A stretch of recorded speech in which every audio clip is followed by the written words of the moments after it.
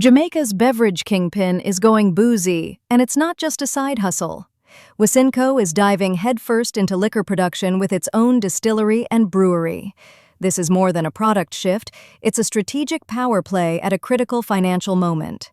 Investors, competitors, and consumers should all be paying attention. Let's talk about why Wisynco is betting billions on beer and spirits, and why it matters to you.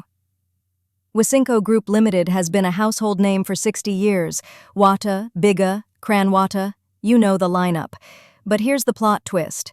Wisynco might now be entering the alcoholic beverage market.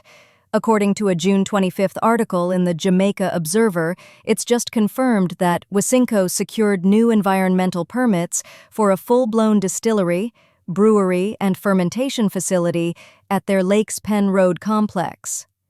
In my opinion, this means one thing. Wisynco is gearing up to make and sell its own rum, beer, and more. Not distribute, own. The permits were granted by NEPA, and the company's latest investments line up perfectly with this transformation. Let's be real, this is not just about creativity. I could be wrong, but I believe it's also about survival and growth. Based on the company's most recent financials, net profits are down 17.5% year-over-year, slipping to $971 million. Major reason? Depreciation from aggressive plant expansions. Selling, distribution, and admin costs are up, and they've spent over $2.77 billion on capital projects just in the past 9 months. In total, Wisynco has invested $9 billion over the last 3 years. That's big money. So, entering the high-margin world of alcohol isn't just smart, it's necessary. This move puts Wisynco in the crosshairs of two giants. Red Stripe, Jamaica's longtime beer king, J. Ray and Nephew, the rum and spirits powerhouse. But there's an advantage Wisynco has. Infrastructure.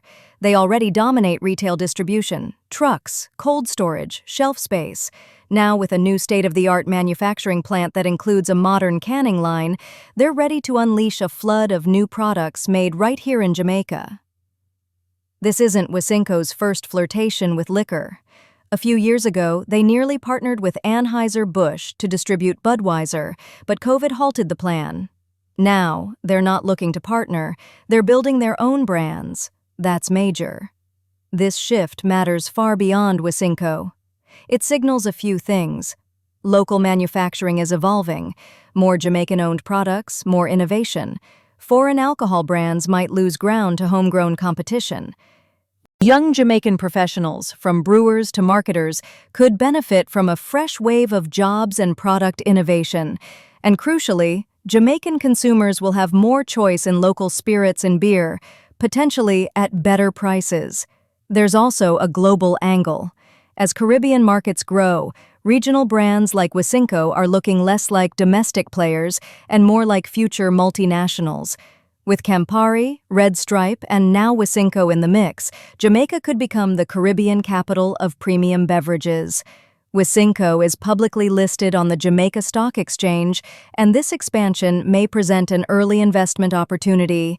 If they pull this off, it could diversify revenues, boost margins, and make Wisynco an even bigger titan on the JSE. But this is also a test.